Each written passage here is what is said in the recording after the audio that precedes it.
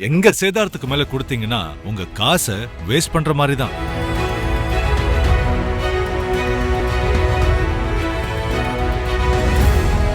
GT Holidays, South India's #1 travel brand. You know you are special when you're with GT Holidays. Nakkheeran நேயர்களுக்கு வணக்கம். இந்த நேர்காணலின் சிறப்பு விருந்தினர் ஓய்வு பெற்ற சென்னை உயர்நீதிமன்ற நீதிபதி திரு ஹரி பரந்தாமன் அவர்கள். வணக்கம் சார். வணக்கம். நேற்றைய தினம் தமிழகம் முழுக்கவே கார்த்திகை தீபம் என்பது பல கோவில்களில் அந்த தீபம் ஏற்றப்பட்டது. பல கோவில்களில் மக்கள் திரளாக வந்து தரிசனம் பண்ணாங்க. ஆனால் குறிப்பாக திருப்பரங்குன்றம் அந்த ஒரு கோவிலில் மட்டும் நேற்றைய தினம் ஒரு போராட்டமே வெடித்ததை பார்த்தோம். நம்ம திருப்பரங்குன்றத்திலும் கார்த்திகை தீபம் ஏற்றப்பட்டது.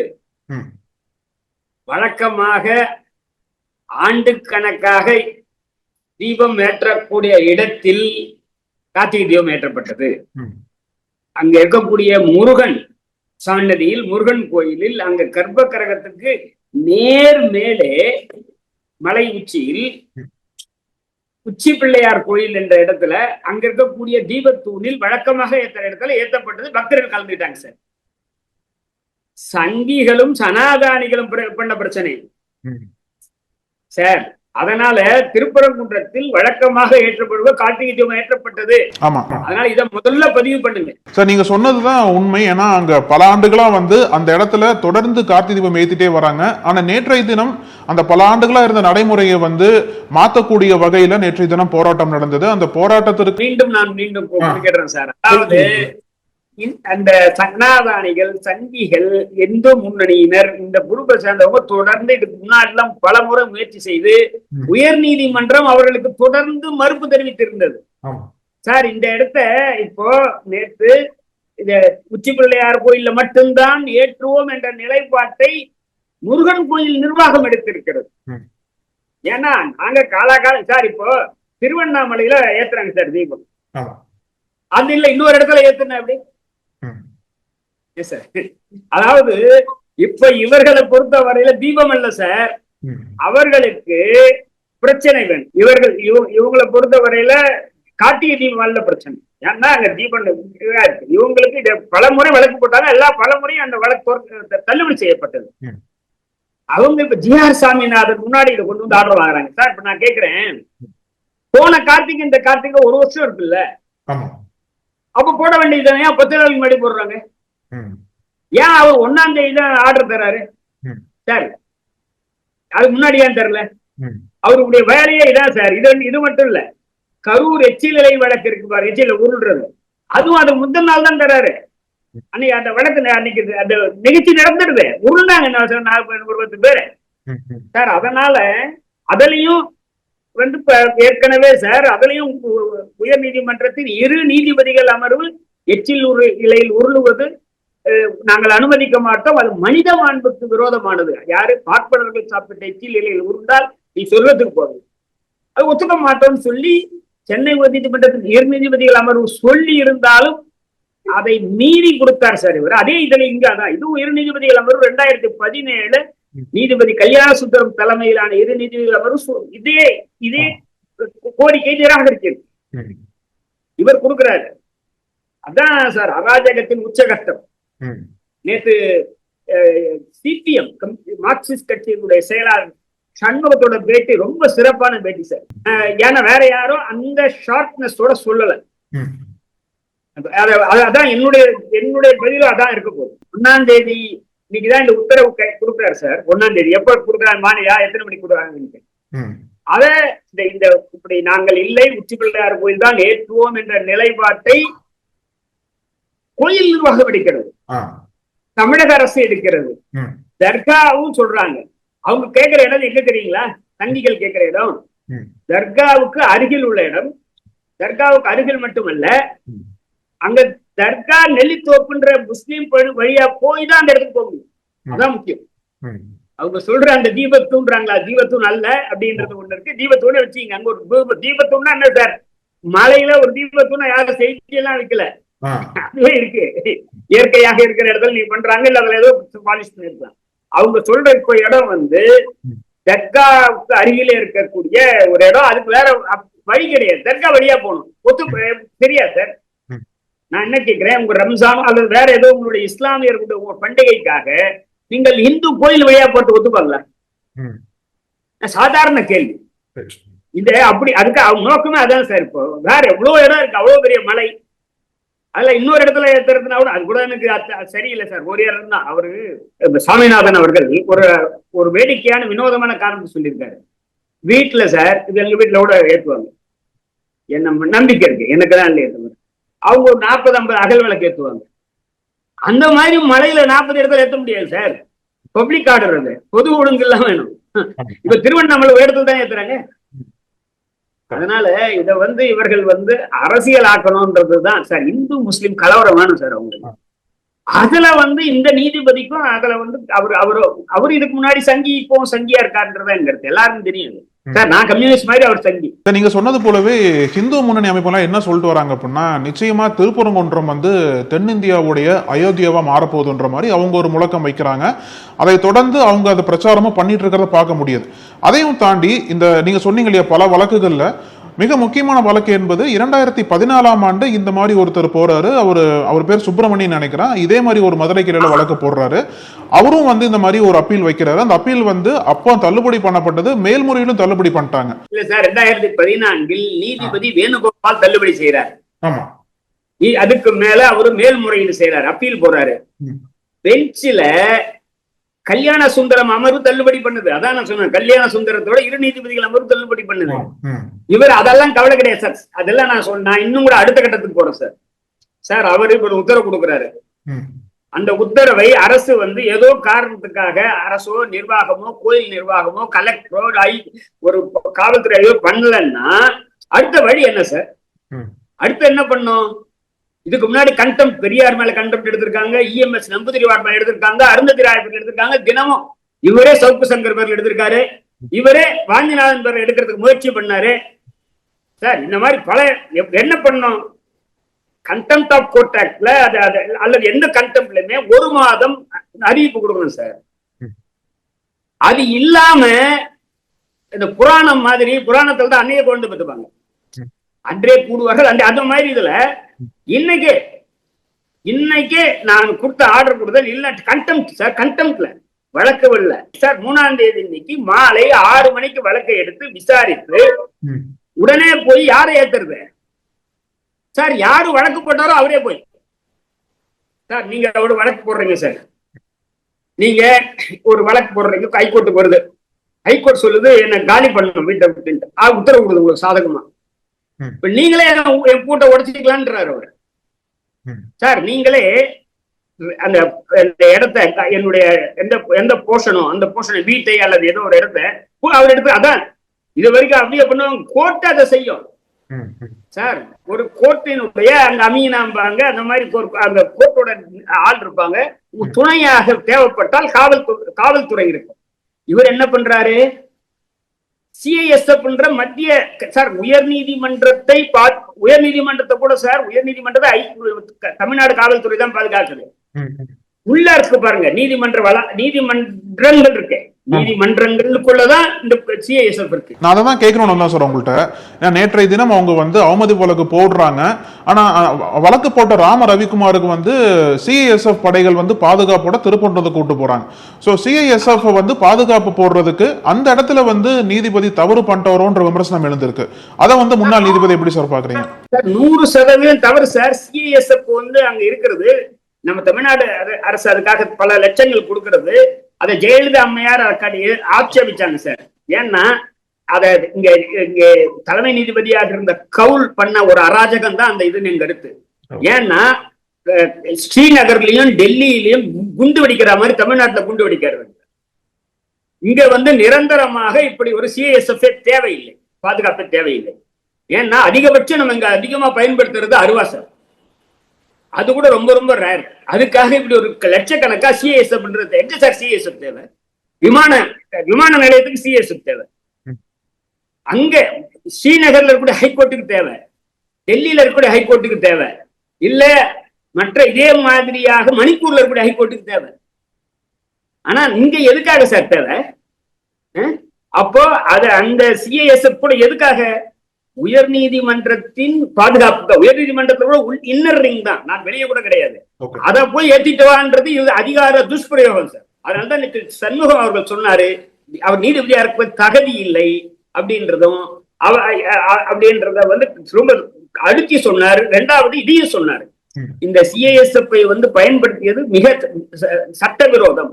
ஏன்னா சிஐஎஸ்எஃப் வேலை இந்த உத்தரவுகளை அமுல்படுத்துவதல்ல, அதை அமுல்படுத்துறது தான் தமிழ்நாடு மாநில காவல்துறை இருக்கு. அவங்க செய்யாட்டிக்கு போனா அதுக்கு சட்ட வழிமுறை இருக்கு.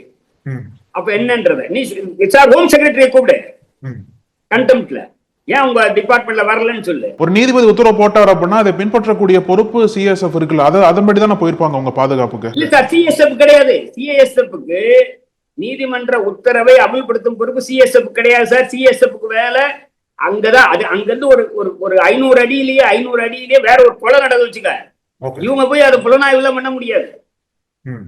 நான் எக்ஸ்ட்ரீமா சொல்றேன், நான் போய் தடுக்க முடிஞ்சா தடுக்கலாம் ஒரு மனிதாபிமானத்துல சார். இதை வந்து இந்த காவல்துறை சம்பந்தமாக சார் இங்க ஒரு அதான் நான் உங்களுக்கு மீண்டும் சொல்றேன், நீங்க உங்களுக்கு ஒரு வீட்டை காலி பண்றதுக்கு உத்தரவு வாங்கினீங்கன்னா அதை நான் வந்து அந்த வீட்டுக்குள்ள உட்கார்ந்துட்டு இருக்கேன், நான் வெளியே போக மாட்டேன்னா என்னை வெளியேற்றுவதற்கு சிஎஸ்எஃப் கொண்டு வெளியேற்ற முடியாது. தமிழ்நாடு காவல் தான் எடுத்துட்டு வெளியேற்றணும். ராணுவத்தை வச்சுட்டு வெளியேற்ற முடியாது. ராணுவம் யாருக்கு? நீ சீனாவோட போராட இல்லது பாகிஸ்தானோட போராட. இந்த வேலைக்கெல்லாம் அந்தந்த மாநில காவல்துறைக்கு தான் இந்த அதிகாரம் இருக்கு. சிஐஎஸ்எஃப் வந்து இத மாதிரி ஒரு முக்கியமான இடங்கள் இருப்பாரு சார், விமான நிலையம் அல்லது இங்க கோர்ட்டு, இந்த மாதிரி இடங்களை அவங்க பாதுகாப்பு கருதி இப்ப சமீப காலங்கள்ல போட்டிருக்காங்க. அதனாலதானே தவிர அந்த வேலையை இப்ப கொடுத்தது தப்பு. அதுக்கு தலைமை நீதிபதி அதுக்கு பொறுப்பு சார். இப்ப தலைமை நீதிபதி பதில் சொல்லணும். தலைமை நீதிபதி மட்டுமல்ல, இன்னைக்கு காலையில என்ன அப்பீல் கேட்கிறாரு அவர் தான் அங்க மூத்த நீதிபதி. அவர் இதுல என்ன ஏன் கேட்கிறாரு? கேட்ட மீதி என்ன போனா ஒத்துப்பாங்களா சார்? அவங்க மத்தியில ஆட்சியில இருக்காங்கன்ற தொட்டு இப்படி பயன்படுத்துவாங்களா? நான் என்ன கேட்கிறேன்னா அவர் என்ன பதில் சொல்றாருன்றதும் இன்னைக்கு இதில் இந்த கேள்வி எல்லாம் அவருக்கு எல்லாம் பார்ப்பாங்க. நிச்சயமா கேட்கணும். திரு ஜெயச்சந்திரன் அவர்களுக்கு இதுல பொறுப்பு உண்டு. ஏன்னா அவர் கீழே தான் இந்த சிஎஸ்எஃப் இருக்கு. ஏன்னா அவர் தான் மதுரை நீதிமன்றத்தின் இப்போதைய தற்போதைய பொறுப்பாளர். ஒட்டுமொத்த பொறுப்பாளர் தலைமை நீதிபதி சென்னையில இருக்காரு. அங்க இருக்கக்கூடிய மூத்த நீதிபதி அவர் தான். அப்போ அவருக்கு இந்த பொறுப்பு இருக்கு, தட்டி கழிக்க முடியாது. அவர் இன்னும் கேட்டா இரவே ராத்திரி 10 மணிக்கு அவர் வந்து விசாரிச்சு அப்பவே ஸ்டே கொடுத்துருக்கணும்னு என் கருத்து. இல்ல ஸ்டே கொடுக்க வேண்டாம் கூட சொல்லிட்டோம், வேற அது அவருடைய விருப்பம் வச்சுங்களேன். ஆனால் கொடுத்துருக்கணும். ஏன்னா இப்படி ஒரு பதட்டம் இருக்குன்னா வேற என்ன அப்புறம் விசாரிச்சுக்கலாமே. ராத்திரி 10 மணிக்கு அப்புறம் 12 மணிக்கு போய் ஏத்த போறாங்களா தீபத்தை? அதனால விசாரிக்கலாம் அப்புறம். அதனால இவங்க இதுல பத்தி கதை போட்டு விசாரி சார். ராத்திரி 1 மணிக்கு வந்து பெயில் கொடுக்கல ராத்திரி, அப்புறம் அது 10 மணிக்கு விசாரிக்கணும்ன்றது கூட இந்த மாதிரியான. நேற்று மாலை பார்க்கும்போது ஒரு அந்த கலவரம் இருக்கு பாருங்க சார், 7 மணி 8 மணிக்கு எல்லாம். அது ஒரு வருத்தத்தை என்ன மாதிரி சார், தமிழ்நாட்டை ஒரு கலவர பூமியாக நீங்க சொன்ன மாதிரி அயோத்தி மாதிரி மாற்றுவதுதான் அவர்கள் நோக்கம். அதை தேடிக்கிட்டே இருக்காங்க சார். இதுக்கு முன்னாடி பிள்ளையார் சவுத்தி வீட்டுல தான் சார் இருக்கும். வீட்டுல பிள்ளையார் வைப்போம் சார், எல்லாரும் வைப்போம். நான் எங்க வீட்டுல வைப்பாங்க, எல்லாரும் வீட்டுலயும் இருக்கும். என்ன கேட்டீங்கன்னா கடவுள் மறுப்பாளர் வீட்டுல கூட என்ன யாருன்னா ஒருத்தர் இருப்பாங்க, அவங்களுக்காக வைப்பாங்க. அதுக்கு அடுத்து அதை கொண்டு போய் கரைச்சிடுவாங்க. அதாவது பிள்ளையாருக்கு மட்டும்தான் அந்த இது சார். யார் நீங்க செய்கிறீர்களோ அவர்களே அதை அழிப்பார்கள். எந்த மீதி கடவுளை அழிக்கிறத பிள்ளையாரை மட்டும் அது நடக்கும். இதுக்கு அடுத்து இதை வீதிக்கு பிள்ளையாரை கொண்டு வந்ததும் ஊர்வலமாக ஆக்கியதும் அது என்னது, அந்த கெமிக்கல் போட்டு பொல்யூஷன் பண்றதோ நடந்தது. இவங்களால அரசியல் பண்ற அரசியல் பிள்ளையார் சார் அது, மக்களுக்கான பிள்ளையார் அல்ல அது. அதே மாதிரி இப்ப கார்த்திகை தீபத்தை கையில எடுத்திருக்காங்க. அடுத்து என்ன எடுப்பாங்கன்னு தெரியாது. இதான் இவர்களுடைய அடிப்படையான பிரச்சனையாக நம்ம தகவல் சொல்லணும். இதுல வந்து அவரு சார் இப்ப நான் கேட்கிறேன், 1ஆம் தேதி இரவு கொடுக்குறா, 2ஆம் தேதி தான் அவங்களுக்கு போகும். இப்போ மழை என்ன அந்த புயல் பேர் என்ன சார்? இப்போ தித்வா. அதுல எல்லா பகுதியும் பாதிக்கப்பட்டு ஜனங்களுக்கு நிவாரணம் தரத பாப்பார கலெக்டர் இவருக்கு பஞ்சாயத்து பண்ணிட்டு இருப்பாரா? கடுமையான கோபம் வருது சார். கலெக்டரோட வேலையும் என்ன சார்? கலெக்டரோட வேலை பாதிக்கப்பட்ட மக்களுக்கு நிவாரணம் தருவதுதான். அதுதான் அடிப்படையான வேலை. இதுல என்ன இருக்கு? ஏன்னா அரசு எடுக்குது.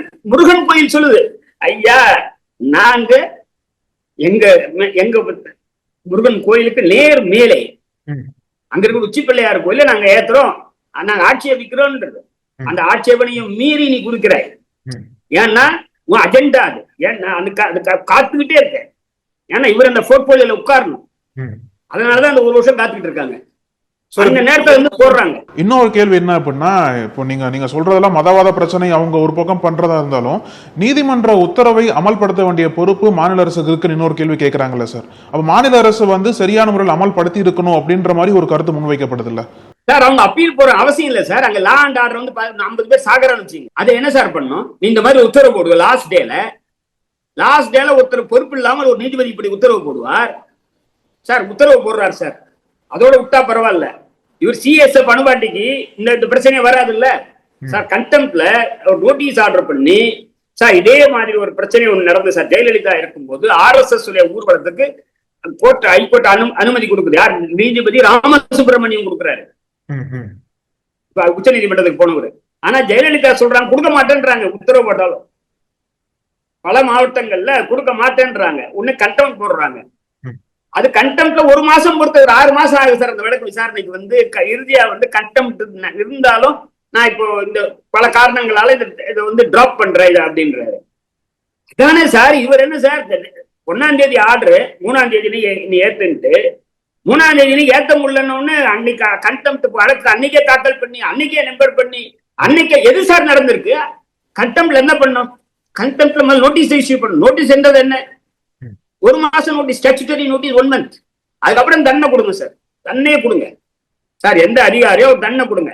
அதுக்கிடையில அரசு போய் இங்க ஸ்டே வாங்குவாங்க சார். அதுக்குள்ள அரசு போய் ஸ்டே வாங்காட்டி தண்டனை கொடுங்க சார். அதுக்குள்ள அரசு 100% ஸ்டே வாங்குவாங்க. இல்லாட்டி கூட சுப்ரீம் கோர்ட்ல தான் வாங்குறதுக்கு வாய்ப்பு இருக்கு. அப்படி இல்லாட்டி இந்த நாடு நாசமா போயிட்டு அர்த்தம் சார். அப்படி எல்லாம் இப்பவே கிட்டத்தட்ட நாசமா தான் போயிட்டு இருக்கு. ஏன்னா மத பிரச்சனை தான். ஏன்னா சார் எப்பவுமே உயர் சாதிகளின் கட்டுப்பாட்டில் தான் உயர் நீதிமன்றங்கள் உச்ச நீதிமன்றங்கள் இருக்கிறது. அதில் 2014 இருந்து உயர் சாதிகளில் சனாதானிகள் கட்டுப்பாட்டில் இருப்பதாக நான் குற்றம் சாட்டுகிறேன். கட்டுப்பாட்டில் ஆதிக்கம் அல்லது பெரிய அளவில் ஒரு நிர்பந்தம் தரக்கூடிய சக்திகளாக இருக்கிறார்கள்.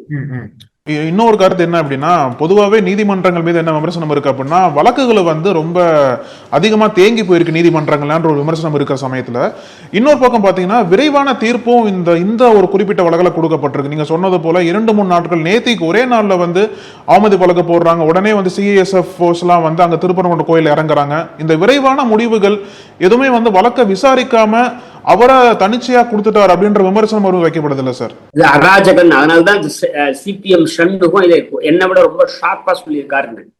அவரும் சொன்னாரு ரொம்ப தகுதியே இல்லை இவர் நீதிபதிக்கு. அதை எப்படி CSF வந்து சார் இந்த ராம்குமாருக்கு ஆதரவாக எப்படி CISF அனுப்பலாம் சார்? இவருக்கு அந்த அதிகாரம் யார் சார் கொடுத்தாங்க? CSF வேலை இதுவா சார்? ஏன் CSF கடைசியா போகல? CSF வந்து தமிழ்நாடு அரசின் போலீஸை விட வலுவானது. ஏன் போகல? ஏன்னா 144 போட்டு தமிழ்நாடு அரசு சொல்றாங்க அப்பா நீங்க இது தாண்டி போக கூடாது, 144 இருக்குன்றாங்க.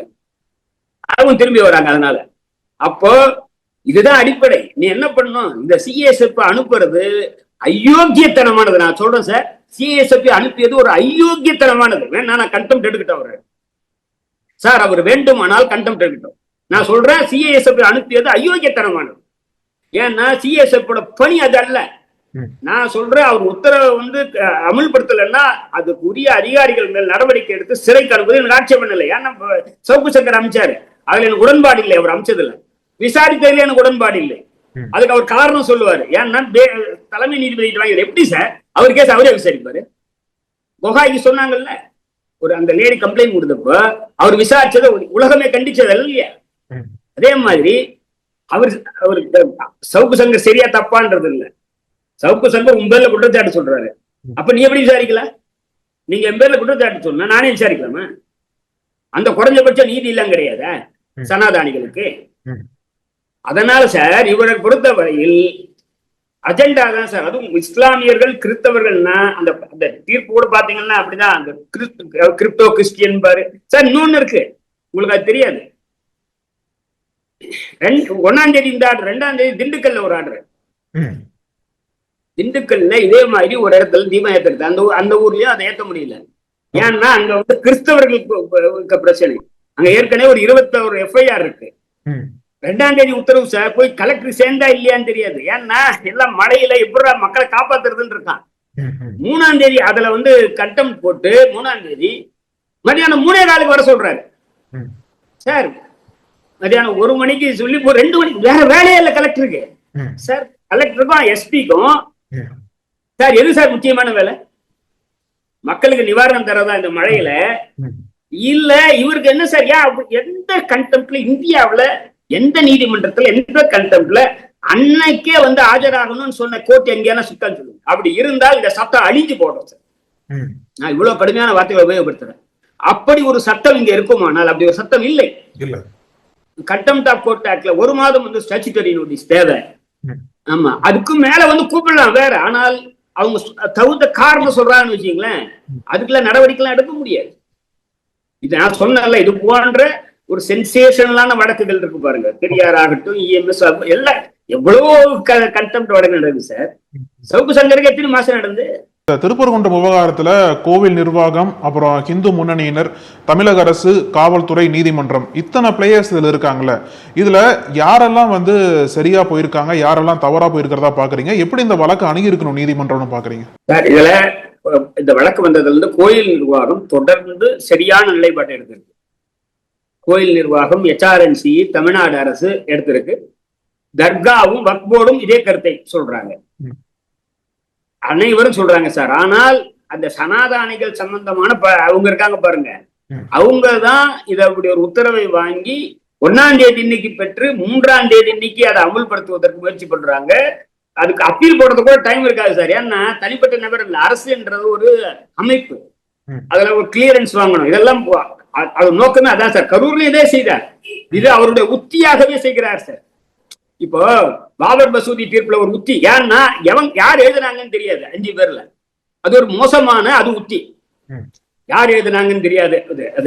அதே மாதிரி இப்ப சமீபத்தில் இந்த பிரசிடென்சியல் ரெஃபரன்ஸ் கூட யார் எழுதுனாங்கன்னு தெரியாது சார். பிரசிடென்சியல் இருக்காங்க. இதுவெல்லாம் நல்ல முன்னுதாரணம் கிடையாது, ஒழிக்கப்பட வேண்டிய முன்னுதாரணங்கள் சார். எழுதுனா சொல் யார் எழுதுனான்னு வெளிப்படைத்தன்மை வேண்டாமா? ஆத்தர் வந்து 5 பேர் பண்ண முடியாது சார். 5 பேர் கூடுனாலும் ஒருத்தர் தான் எழுதுவாங்க. அதெல்லாம் திருத்தம் சொல்லுவாங்க, கூட்டுவாங்க, குறைப்பாங்க, இறுதியா வடிவத்தை அமைக்கிறது ஒருவர் தான் இருப்பாரு. 5 பேர் உட்காந்து ஆளுக்கு ஒரு பத்தி எழுதுவாங்கள இல்ல. ஆனால் இப்படி ஒரு நடைமுறையை உச்ச நீதிமன்றம் கடைபிடிப்பதே யாரா இருந்தாலும், இது கவாய் அதுல இருக்காரு, யாரா இருந்தாலும் அதை பத்தி நமக்கு கவலை இல்லை. ஏன்னா யாரு என்பதை சொல்லு. இந்த மாதிரி ஒரு இந்த அப்புறம் தொடர்ந்து எல்லா வழக்கிலும் கடைபிடிப்பாங்க சார். எது சென்சிட்டிவ் கேஸோ, Babar Masjid sensitive case, presidential reference sensitive case, அப்படி கடைபிடிப்பாங்க. அது வந்து ஒரு ஒரு நேர்மையற்ற தன்மையாக பார்த்து, அதுதான் இங்க கூட இவர் வந்து இந்த வழக்கை விசாரித்ததுல இருந்து நேர்மையற்ற தன்மை. சாமிநாதன் வந்து நேர்மையுடன் இந்த வழக்கை விசாரிக்கவில்லை. ஆமா, அதனாலதான் அவசரமாக 1ஆம் தேதி கொடுக்குறாரு. அவங்கள சொல்லணும் சார், வரவன இத்தனை நாள் ஏன் வரல? லாஸ்ட் மினிட்ல வர, லாஸ்ட் மினிட்ல வந்து அடுத்த வருஷம் ஏத்திக்கலாம் சார். பல ஆண்டுகளா இந்த இடத்துல இது வரைக்கும் ஒரு முறை கூட ஏத்தது இல்ல. ஏத்துற இடம் உச்சி பிள்ளையார் கோயில், உச்சி பிள்ளையார் கோயில ஏத்துறாங்க, அங்கெல்லாம் பக்தர்கள் எல்லாம் போயிருக்காங்க. இங்க சங்கிகள் மட்டும்தான் இங்க ஏத்தணும். அப்படின்னா நீ பல வருஷமா இல்ல புதுசா கேட்கிற, விசாரிக்கலாம்னு சொல்ல வேண்டியதானே. 1ஆம் தேதி என்ன அவருக்கு? அப்ப புராணத்தில் நம்பிக்கை இருக்காம இருக்கு. அதுவும் அதை விட ஒஸ்ட் கண்டெம்ப்ட் வந்து 3ஆம் தேதி தாக்கல் பண்ணி, அதுக்கு 3ஆம் தேதி எப்ப தாக்கல் பண்றாங்க? ஈவினிங் 4-5 மணிக்கு, 5 மணிக்கு தாக்கல் பண்ணி 6 மணிக்கு இது சார். அந்த நீங்க புராணத்துல கூட நான் சொன்ன பாருங்க, இந்த குழந்தை போடுறது கூட அவ்வளவு வேகம் போறாதுன்னு நினைக்கிறேன், ரிஷிகள் கூடி அதெல்லாம்.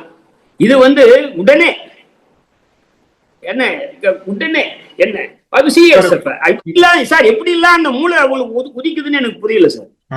எப்படி மூளையில இதெல்லாம் சிஎஸ்எஃப் பயன்படுத்தணும்ன்ற ஒரு நீதிபதிக்கு கருத்து வருவதே ஒரு அராஜகமான ஒரு கரப்ட் மைண்ட் நான் நினைக்கிறேன் சார்.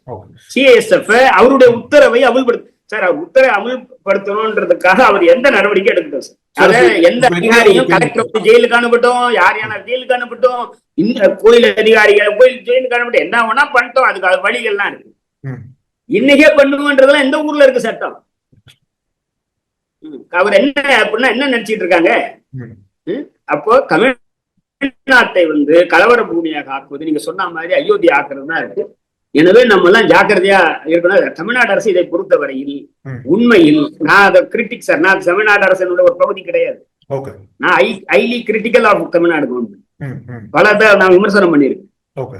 இதுல அவர்கள் மிக மிக நன்றாக செயல்பட்டார்கள் என்றதை நான் உறுதியாக சொல்ல முடியும். ஏன்னா உறுதியாக நின்றார்கள். அவங்க வந்து ஏன்னா அப்படி ஒரு சரிப்பா ஏற்றிட்டு போட்டோம் அப்படின்னாங்க. அப்படின்னா சார் அராஜகத்தின் ஆட்சி என்ன இது? திருப்பரங்குன்றத்துல கார்த்திகை தீபம் ஏற்றப்படலன்னா தப்பு. அதை ஏற்ற வழக்கமா ஏற்றப்படுற இடத்துல முருகன் கோயில் மலைக்கு மேல ஏத்துறாங்க. ஏன்னா இவங்களுக்கு தர்கா பக்கத்துல ஏத்து, அதுவும் தர்கா பக்கத்துலயும் தர்கா வழியா அவங்க நெல்லித்தோப்பு வழியா முஸ்லிம்களுக்கான இடத்து வழியாதான் அவங்க போக முடியும், வேற வழி கிடையாது. ஆமா, இவர் அது இல்லாம இவர் நேரா போய் பார்த்தாரு அந்த இடத்த. அவர் எப்படி நேரா போய் வேற வக்கீலுக்கு எல்லாம் சொல்லாம எப்படி போய் பார்க்கலாம்? சொல்றதே இல்ல. அவர் வேற சொல்றது யாரும் வரக்கூடாதுன்னு சொன்னாரு. அது சிசிடிவி பதிவுல இருக்குன்னு சொல்லியிருக்காங்க. அவர் அது எந்த உண்மையை பார்க்கலாமே. விசாரணைக்கு யாரு ஆர்டர் பண்ணிட்டோம்? Chief justice. அவர் எப்படி சார் எந்த வழக்கிலும் ஸ்பாட் இன்ஸ்பெக்ஷன்னா 2 கட்சி கூட்டு போனோம் கூட என்ன தனிய அக்கறை இருக்கு? இதுல இருக்கக்கூடிய ஒரு பேசிக்கான ஒரு சந்தேகம் என்ன அப்படின்னா, ஒரு நீதிமன்றம் ஒரு உத்தரவை கொடுத்துட்றாங்க. அந்த உத்தரவை வந்து மேல் நீதிமன்றம் வந்து நிறுத்தி வைக்கல, ரத்து பண்ணல. தமிழ்நாடு அரசாங்கமும் வந்து அப்பீலுக்கு போயிருக்கிறதா சொல்றாங்க. அது வரைக்கும் அந்த உத்தரவு செல்லுபடி ஆகும்ல. அந்த உத்தரவு செல்லுபடி ஆகும் அப்படின்னா செல்லுபடி படுத்தாமையே அங்க வந்து காவல்துறையில் வந்து தமிழ்நாடு அரசு போடுறாங்க. அங்க ஹிந்து முன்னணிக்கு மேல போறதுக்கு அனுமதிக்க மாட்டாங்க அப்படின்னு பார்க்கிற சமயத்துல இந்த ஒரு குழப்பத்தை எப்படி சார் புரிஞ்சுக்கிறது? சார் அதை முழுக்கவே அது அந்த இதை புரிஞ்சுக்கிறதுக்கு 1ஆம் தேதி இன்னைக்கு உத்தரவு கொடுத்துட்டு ஒரே நாள்ல அப்பீல் போடணும், ஒரே நாள்ல விசாரணைக்கு வரணும். சார் நான் என்ன கேட்கிறேன், நீதிபதி நேற்று ராத்திரி இவ்வளவு நடக்குதுல 8:30 மணிக்கு வந்து விசாரிக்கிறேன் சார். 8:30 மணிக்கு விசாரிக்கலாம்ல, ஏன் விசாரிக்கல கேளுங்களேன். அதை நான் குற்றம் சொல்லல. நான் எதுக்காக நான் சொல்றேன்னா, இந்த மாதிரி கொடுத்துட்டு பண்ணாதுக்கு அவங்க ஒரு காரணம் சொல்றாங்க. சார் நான் வந்து மாட்டேன் அப்படின்னு அவங்க ஒரு முடிவு எடுக்கிறாங்க. இதுல வந்து இதெல்லாம் லா அண்ட் ஆர்டர் முக்கியமானது சார். கவர்மெண்ட்டை பொறுத்தவரை லா அண்ட் ஆர்டர் முக்கியமானது.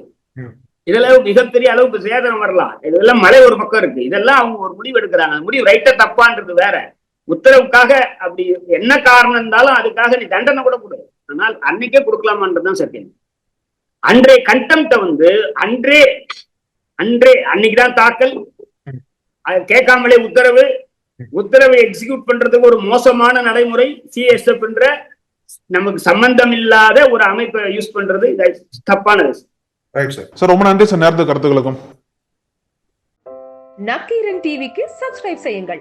உங்கள் ஆதரவே எங்கள் பலம். ஆசிரியர்களுக்கு நண்பனாகவும் மாணவர்களுக்கு ஆசானாகவும் திகழும் தேர்வு வழிகாட்டி. ஒவ்வொரு பாடத்திற்கும் அனுபவமிக்க ஆசிரியர்களின் துல்லியமான தெளிவான விடைகள். CNC இருக்கு, தேர்வு பயம் எதற்கு? இது தீரன் பப்ளிஷிங் ஹவுஸ் விற்பனை வெளியீடு.